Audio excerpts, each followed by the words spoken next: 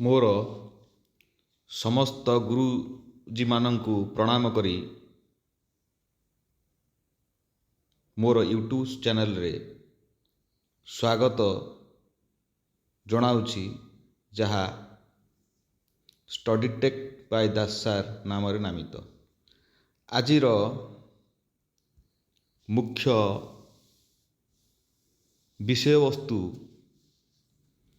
ହେଲା ଗୁରୁଜୀ ଠକିଦେଲେ ଗୁରୁଜୀଙ୍କି। କେଉଁଠି ନା କେଉଁଠି ଯଦି 3.10 ଲାଖ କ୍ରୋ ବା 3 କୋଟି 10 ଲକ୍ଷ 3.10 ଲାଖ କ୍ରୋର ବଜେଟ୍ ଉପସ୍ଥାପନ ହେଲା 3,10,000 କୋଟିର ବଜେଟ୍ ଉପସ୍ଥାପନ ହେଉଛି। କିନ୍ତୁ ଯେଉଁ ମୋର ବନ୍ଧୁମାନେ ରହିଲେ ବା ଗୁରୁଜୀମାନେ ରହିଲେ ବା ଅଧ୍ୟାପକ ଓ କର୍ମଚାରୀ ଗଣମାନେ, ଯାହା 488 ଆଉ 662 ବର୍ଗରେ ଏମାନେ ଷ୍ଟ୍ରାଇକ୍ ପରେ ଷ୍ଟ୍ରାଇକ୍ କରି ଚାଲିଛନ୍ତି, ବା 94 ଜିଓର ମୋର ମହାଗୁରୁମାନେ ରହିଲେ, ସେମାନଙ୍କ ପାଇଁ କିଛି ଚିନ୍ତା ନାହିଁ। ୟାର ଅର୍ଥ ହେଲା ଯେ କେଉଁଠି ନା କେଉଁଠି ଆମେ ଦେଶର ବା ରାଜ୍ୟର ବିକାଶ କଥା ଚିନ୍ତା କରୁଛେ, ସେଠି ଶିକ୍ଷା, ସ୍ୱାସ୍ଥ୍ୟ, ଗମନାଗମନ, କ୍ରୀଡ଼ା, ଶିଳ୍ପ, ବାଣିଜ୍ୟ, ମହିଳା, ଶିଶୁ ବିକାଶ କଲ୍ୟାଣ, ସମାଜ ସଶକ୍ତିକରଣ, ଏସବୁ କଥାକୁ ଆମେ ଚିନ୍ତା କରୁଛେ। କିନ୍ତୁ କେଉଁଠି ନା କେଉଁଠି ଯେ ଆମେ ଶିକ୍ଷାର ଡେଭଲପମେଣ୍ଟ କଥା ଚିନ୍ତା କରୁଛେ, ଗୁଣାତ୍ମକ ଶିକ୍ଷା କଥା ଚିନ୍ତା କରୁଛେ, କିନ୍ତୁ କିଛି କାଟାଗୋରୀକି ଆମେ ଯେମିତି ତଳ ସ୍ତରରେ ରଖିଲା ଭଳିଆ ଆମେ ତାଙ୍କୁ ଦାବି ବା ନିଷ୍ପେଷିତ କରି ରଖିଛେ, କେଉଁଠି ନା କେଉଁଠି ରଖିଛେ। ଦେଖ, ଏ ବଜେଟ୍ରେ ବିଭିନ୍ନ ପ୍ରକାର କଥା ଆସିଲା। ଯେ 26-27 ଆର୍ଥିକ ବର୍ଷର ବଜେଟ୍ରେ ଯାହା ଆମର କୋଟି କୋଟି ଟଙ୍କାର ଡିଲ୍ ହେଲା ସ୍ୱାସ୍ଥ୍ୟ ବିଭାଗରେ, ବା ମୁଁ ମାନେ ଜଷ୍ଟ ଖାଲି ଦେଖେଇ ପଳାଉଛି, ମେନ୍ ଟପିକ୍ ଉପରେ ମୁଁ ଡିସ୍କସନ୍ କରିବି, କାରଣ ୟା ଭିତରେ ଆମର କିଛି ଲେଣ ଦେଣ ନାହିଁ। ମେନ୍ କଥା ହେଲା ଯେ ରାଜ୍ୟର ସମସ୍ତ ବିଶ୍ୱବିଦ୍ୟାଳୟ ସେ ଦେଲେ ଏଇଠି ରାଜ୍ୟର ବିକାଶ ହେବ। ଏଠି ସମସ୍ତ ବିଶ୍ୱବିଦ୍ୟାଳୟ, ରାଜ୍ୟରେ ସରକାରୀ କଲେଜ ବା ବେସରକାରୀ କଲେଜ, ଅନୁଦାନ ପ୍ରାପ୍ତ କଲେଜ ଗୁଡ଼ିକର ଭିତ୍ତିଭୂମି ବିକାଶ ପାଇଁ 470 କୋଟି ଟଙ୍କାର ପ୍ରସ୍ତାବ ରଖିଛନ୍ତି କିଏ? ମୁଖ୍ୟମନ୍ତ୍ରୀ। 470 କୋଟି ଟଙ୍କାର ପ୍ରସ୍ତାବ ରଖିଛନ୍ତି। ଭଲ କଥା ଯେ ଭିତ୍ତିଭୂମି ବିକାଶ ହେଉ। ଏହା ବ୍ୟତୀତ ଗୁଣାତ୍ମକ ଶିକ୍ଷାର ଅତ୍ୟାଧୁନିକରଣ ବା 50 କୋଟି ଟଙ୍କା ସେମାନେ ସେଠି ବି ଖର୍ଚ୍ଚ କରିବେ। କରନ୍ତୁ, ଭଲ କଥା। ଏଠି ସରକାରୀ ଓ ଅନୁଦାନ ପ୍ରାପ୍ତ କଲେଜ ଗୁଡ଼ିକରେ ପରୀକ୍ଷାଗାର ପାଇଁ 25 କୋଟି ଟଙ୍କା ସିଏ ବି ଖର୍ଚ୍ଚ କରିବେ। ସିଏ ବି କରିବା କଥା। ଆରେ ଭାଇ, ଯେତେବେଳେ ପରୀକ୍ଷାଗାର ହେବ, ସେଠି ପରୀକ୍ଷା କରିବା ଲୋକଟା ଯଦି ପେଟରେ ଦାନା ନାହିଁ, ତାହେଲେ ସିଏ ପରୀକ୍ଷାଟା ଠିକ୍ରେ କରିବ କେମିତି ପିଲାଙ୍କ ପାଇଁ? ୟା ଅର୍ଥ କେଉଁଠି ନା କେଉଁଠି ଯେ ଆମେ ବିକାଶ କଥା ଚିନ୍ତା କରୁଛେ, କିନ୍ତୁ ଯେଉଁମାନଙ୍କୁ ନେଇକି ବିକାଶ ହେବ ସେମାନଙ୍କ କଥା ଆମେ ଚିନ୍ତା କରୁନାହାନ୍ତି।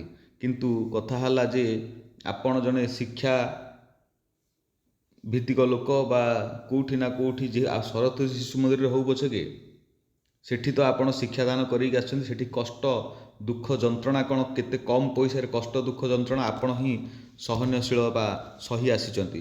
କିନ୍ତୁ କଥା ହେଲା ଜଣେ ଗରିବ, କିନ୍ତୁ ଗୋଟେ ଗରିବର ଦୁଃଖ ବୁଝିବା କଥା ଯେ ଆପଣ ତ ଗରିବରୁ ଧନୀ ହେଇଯାଇଛନ୍ତି, ବିଭିନ୍ନ ପ୍ରକାର ପଦପଦବୀରେ ଆପଣ ପରିମାର୍ଜିତ ହେଇଛନ୍ତି। କେଉଁଠି ନା କେଉଁଠି ଆପଣ ତ ମେନ୍ ରାଜ୍ୟର ମୁଖ୍ୟ ହେଇଗଲେ। କିନ୍ତୁ କଥା ହେଲା ଯେ ପୁରୁଣା କଥାକୁ ଆପଣ ଥରେ ଚିନ୍ତା କରିବାର ଦରକାର ଥିଲା ଯେ ମୁଁ ଯେଉଁ ଦୁଃଖରେ ଥିଲି ବା ମୁଁ ଯେଉଁ ଦୁଃଖ ଦେଇକି ଗତି କରି ଆସିଛି, ସେ ଦୁଃଖ କେଉଁଠି ନା କେଉଁଠି ମୁଁ ଯେଉଁ ପୂର୍ବରେ ଯେଉଁ କର୍ମ କରୁଥିଲି, ବା ଗୁରୁଜୀ କର୍ମ କରୁଥିଲି, ବା ଶିକ୍ଷକ କର୍ମ କରୁଥିଲି, କେଉଁଠି ନା କେଉଁଠି ଏ ଗୁରୁଜୀମାନେ ବି ସେଇ କର୍ମ କରୁଛନ୍ତି, କିନ୍ତୁ ଦୁଃଖ ଯନ୍ତ୍ରଣାରେ ନିଷ୍ପେଷିତ ହେଇକି ଜଳୁଛନ୍ତି, କିନ୍ତୁ ଦୁଃଖ ଯନ୍ତ୍ରଣାରେ ଜଳୁଛନ୍ତି। ବୁଝିଲେ ତ? ଏ କଥାକୁ ଚିନ୍ତା କରିବା ଆବଶ୍ୟକତା ଥିଲା। କିନ୍ତୁ ଦେଖାଯାଉ କ'ଣ କରୁଛି ଗଭର୍ଣ୍ଣମେଣ୍ଟ। କଥା ତ ସେମାନେ କ'ଣ ଆହୁରି ଚିନ୍ତା କରିଥିବେ, ସେ କଥା ଅଲଗା କଥା। କିନ୍ତୁ ମୁଁ ଭାବୁଛି ଯେ ଏ ବଜେଟ୍, ଏତେ ଟଙ୍କାର ବଜେଟ୍ ହେଲା, ଯଦି ଟିକିଏ ଏମାନଙ୍କ ପାଇଁ ଟିକେ ବଜେଟ୍ ହେଇଥାନ୍ତା, କୋଟି କୋଟି ଟଙ୍କାର ବଜେଟ୍ ହେଲା, ଯେ 3,10,000 କୋଟି ଟଙ୍କାର ବଜେଟ୍ ହେଉଛି, ଯଦି ଆଉ 500 କୋଟି ଟଙ୍କା କରାହେଇଥାନ୍ତା, ବା ସେଠି ସମସ୍ତଙ୍କର ଫୁଲଫିଲ୍ ହେଇଯାଇଥାନ୍ତା। ଯେ 488 କଥା କୁହନ୍ତୁ ବା 662 କଥା କୁହନ୍ତୁ କିମ୍ବା ଆମର ଯେଉଁ ରହିଲେ 94 ଜିଓ କଥା କୁହନ୍ତୁ, ଯେଉଁମାନେ ତାଙ୍କର ଯେଉଁ ଷ୍ଟ୍ରେଟ୍ ସ୍କେଲ୍ ପାଉନାହାନ୍ତି କି ପେନ୍ସନ୍ କଥା, ଇଏ କେଉଁଠି ନା କେଉଁଠି 500 କୋଟି ଭିତରେ 1000 କୋଟି ହଉ, ଆମେ 3,10,000 କୋଟି କଲେ ଯଦି ଏଇଠି ଗୋଟେ 1000 ମିଶି ଯାଇଥାନ୍ତା 3,11,000 କୋଟି ହେଇଥାନ୍ତା, କ'ଣ ଅସୁବିଧା ହେଇଥାନ୍ତା ଏ ବଜେଟ୍ରେ। ଇଏ ହେଲା କଥା ଯେ ଯେତେବେଳେ ଆମେ କୋଟିଏ କଥା କହିଲେ ସେ କଥା ଚିନ୍ତା ଆସିବ, ଯେତେବେଳେ ଲକ୍ଷ କୋଟି କଥା ଚିନ୍ତା କରାହେଉଛି ସେଠି 1000ର ମୂଲ୍ୟ କିଛି ନଥାଏ, ସେଠି ଆରାମସେ ହେଇପାରିବ। କଥା ହେଲା ଯେତେବେଳେ ଆମେ 500 ଲୋକଙ୍କ ପାଇଁ ଭୋଜି କରୁଛେ, 2 ଜଣ ଲୋକ ଖାଇଦେଲେ କିଛି ଫରକ ପଡ଼ିବନି। 5000 ଲୋକଙ୍କ ପାଇଁ ରୋଷେଇ କରୁଛେ, 50 ଲୋକ ଖାଇଦେଲେ କିଛି ଫରକ ପଡ଼ିବନି। କାରଣ ଯେତିକି ବଳିବ ବା ଯେତିକି ଫୋପଡ଼ା ଫିଙ୍ଗା ହେବ, ଯଦି ଗୋଟେ ଲୋକ ଖାଇଦେଲା କିଛି ଅସୁବିଧା ନାହିଁ। ୟା ଅର୍ଥ କେଉଁଠି ନା କେଉଁଠି 50 ଜୀବନ ତ ବଞ୍ଚିଯିବ। ୟା ଅର୍ଥ ହେଲା ଯେ ଏଇଠି ଯେ ଏତେ ବିକାଶ ହେବ, କେଉଁଠି ନା କେଉଁଠି ତ ନିଶ୍ଚିତ ହେରଫେର ହେବ, କିନ୍ତୁ ଏମାନଙ୍କ ଦୁଃଖ ଯନ୍ତ୍ରଣା ବୁଝିବାକୁ କେହି ପ୍ରସ୍ତୁତ ନୁହନ୍ତି। କିନ୍ତୁ କଥା ହେଲା ଯେ ଆମେ ଆଶା କରିଥିଲୁ ଗୁରୁଜୀ ନିଶ୍ଚିତ ଗୁରୁଜୀଙ୍କ କଥା ବୁଝିବେ, କିନ୍ତୁ ଏ ଦୁଃଖ ଯନ୍ତ୍ରଣା ସେ ବୁଝିଲେ ନାହିଁ ବା କ'ଣ ସେ ଚିନ୍ତା କରିଥିବେ ଆଗକୁ ଜଣାପଡ଼ିବ।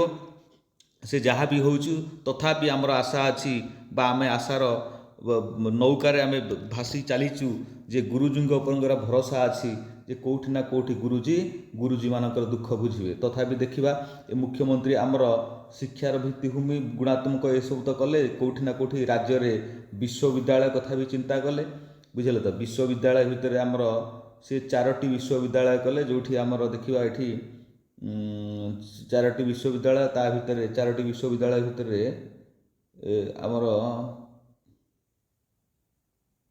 4ଟି ବିଶ୍ୱବିଦ୍ୟାଳୟ, ଯେଉଁଟା ଜଗତସିଂହପୁର ହେଲା, ଆମର ଝାରସୁଗୁଡ଼ା ହେଲା, କେନ୍ଦ୍ରାପଡ଼ାରେ ହେଲା, ଏଠି ଜଗତସିଂହପୁର ବା